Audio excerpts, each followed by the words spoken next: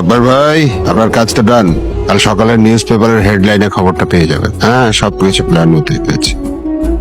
নিজেকে একজন পেশাদার স্ত্রী ভাবতে খুব খারাপ লাগছে? আমার কোনো দুঃখ নেই। বস, এটা বেটা আসছে সাজিদ। ভেতরে পাঠিয়ে দে। জি বস। আচ্ছা শোন, জি বস। আমাকে তোর কেমন লাগে? দুটোই তো বস একই রকম, এটা বাংলা এটা ইংলিশ। আমি কেমন করে বাবু? দুটো দুই রকম, ইংরেজিতে একরকম, বাংলায় আরেক রকম। দুটোর মানে এক হলেও ফিলিংস। লোকটাকে ভেতরে নিয়ে আয়। আপনাকে ফোনে যেভাবে যেভাবে চলার পরামর্শ দিয়েছিলাম সেভাবে চলছেন তো? জি। তার মানে আপনাদের স্বামী স্ত্রীর যৌথ ব্যবসা আপনি একাই চালান, তাই তার খুব বেশি অফিসে যাওয়ার দরকার হয় না। সইটি করার দরকার হলেও আপনি সব বাসায় নিয়ে আসেন। পার্শিয়ালি রাইট, কিন্তু উইকে 2 থেকে 3 দিন অফিসে আসে। গুড। আপনার এই সিদ্ধান্তের কারণ? দেখুন নিজাম সাহেব, শুনেছি আপনি খুব প্রফেশনালি নিজের কাজটা করেন, এর বিনিময়ে একটা পেমেন্ট নেন। Here is your advance. আমার মনে হয় এরপর আর কারণ জানার প্রয়োজন হবে না। কিন্তু আমি তো মোটিভ না জেনে কাজ করি না। যদি বলতে না চান দরজা খোলা আছে, আর আমি আপনাকে চিনি না। পারিবারিক প্রবলেম যেটা হয় প্রত্যেকটা ফ্যামিলিতে, স্বামী স্ত্রীর ঝগড়া। ঝগড়া? হ্যাঁ, ঝগড়া তো হয়, কিন্তু আমি তো উকিল না।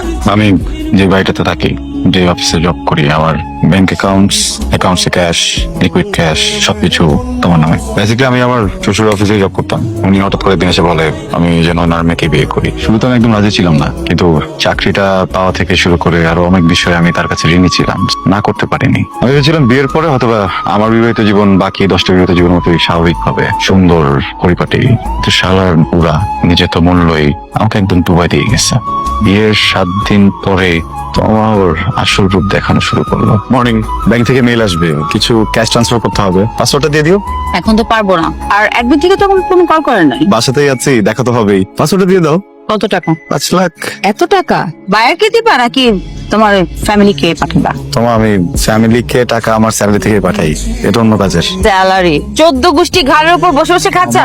বেশি বেশি হয়ে যাচ্ছে। কি বেশি বেশি হয়ে যাচ্ছে? তোমার বোন বাড়িতে বসে কি কি করে তুমি জানো? You have any idea?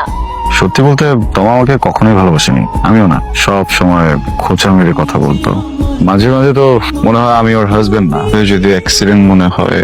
সেজন্যই তো আপনাকে পরামর্শ দিলাম, আপনার স্ত্রীর সঙ্গে ভালো সম্পর্ক গড়ে তুলুন। ওর কোনো কথায় কোনো প্রতিবাদ করবেন না। সবাইকে বোঝাতে হবে যে তোমার মৃত্যুর সময় আপনার সঙ্গে তার ভীষণ ভালো সম্পর্ক ছিল। এতে করে পুলিশ যদি সন্দেহ করেও বসে যে এটা অ্যাক্সিডেন্ট নয়, তারপরেও তারা আপনাকে সন্দেহ করবে না। আপনি ফেঁসে যান তা আমি কোনোদিন চাই না, কারণ আপনি ফেঁসে গেলে আমিও ফেঁসে যাব।